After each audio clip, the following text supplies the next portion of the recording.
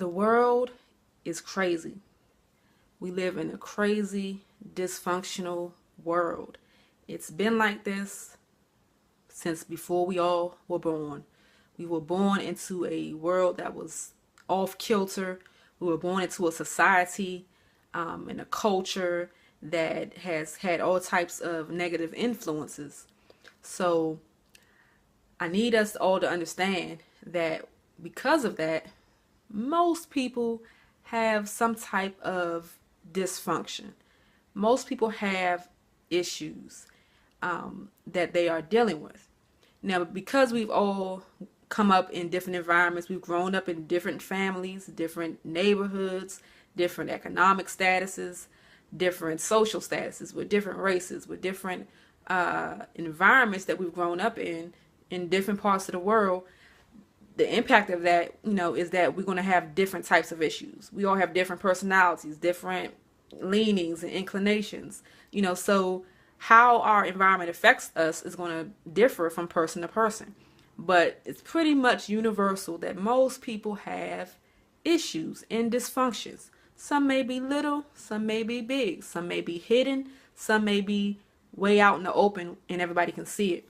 But we all have some type of issue. So if we can all agree to the fact that most people have some type of issue, it's three things that would be helpful for us all to embrace and realize. The first thing is, since we all have issues, it's important that you know what yours is.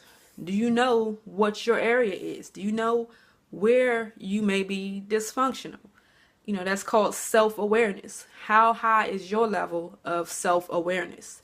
A lot of us have a strong social awareness. We can look outward and see everything that's going on and going wrong with everybody else. We see, the people around us. You could tell all their flaws. We could see the whole world and the systems, and we can talk about all the things that's wrong with it. But do you know your area?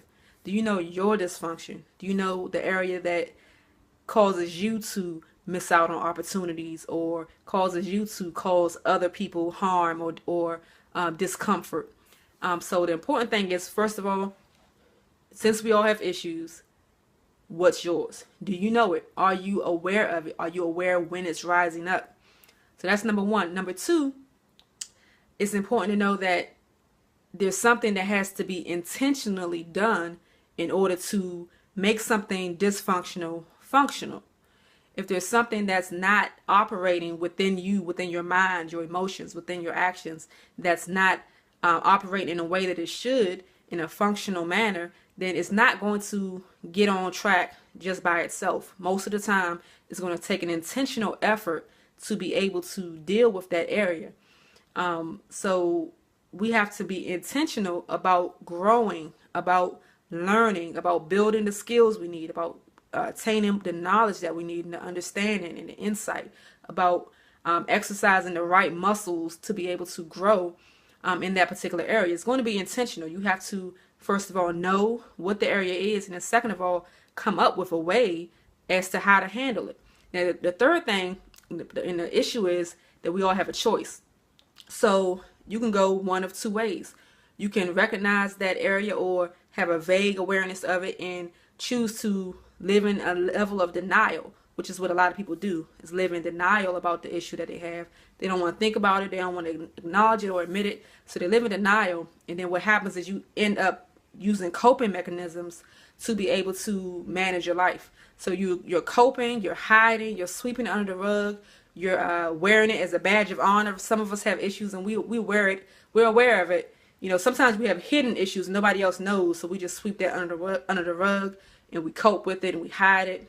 We go in denial about it. But then some of us have issues that is way out there. Like everybody knows, people can see it, so you can't hide it. So instead we wear it as a badge of honor. We say, yeah, I know I'm blah, blah, blah. And we put a positive twist on it to try to make it socially acceptable. And then because there's so many other people that are experiencing the same thing and doing the same thing you're doing, we collectively admit that it's okay, whatever that issue is. We say, it's okay because we're all like this. So you have the option of going that route and just continue to go be in denial, cope with it, or you can make the intentional effort towards growing. How can I get healing from this? How can I get freedom from this? How can I grow through this? What knowledge do I need to gain? Do I need counseling? Do I need a coach to help me through this process? Do I need, to grow in my spiritual life to be able to deal with what comes along, the baggage that may come along with that particular issue? So it's a choice that we have. And unfortunately, most people make the choice to live in denial, to not grow, to just cope. So now your spouse is miserable because you refuse to change. And they're just praying, please let them admit this area of their life and look at it and do what it takes to grow. Read a book, see a counselor, go within yourself and or find a friend or somebody to help you walk through it. Your kids are hoping and praying like, oh my goodness, I wish that, that you would change, so that they can have a happy existence. So now people are, you got coworkers that can't work with you. You keep losing jobs and different opportunities because you are not functioning in this area of your life. So we have the choice. You can take one choice or the other. You can continue going down this path. And unfortunately, most of us continue going on the path of just coping, living in denial, or accepting it and understanding and not taking the steps necessary to actually grow. Not taking the steps and following through so that we can grow and evolve. But we should always be growing and evolving and becoming better and, growing in our self-awareness so that we can grow as a people and we can get along, have harmonious relationships, and, experience something better in life that we may have thought was possible. So, choose today to recognize it's okay. I have issues. We all have issues. It's nothing to be ashamed of. It's nothing to hide from or run away from. It's okay, to feel exposed or vulnerable to yourself.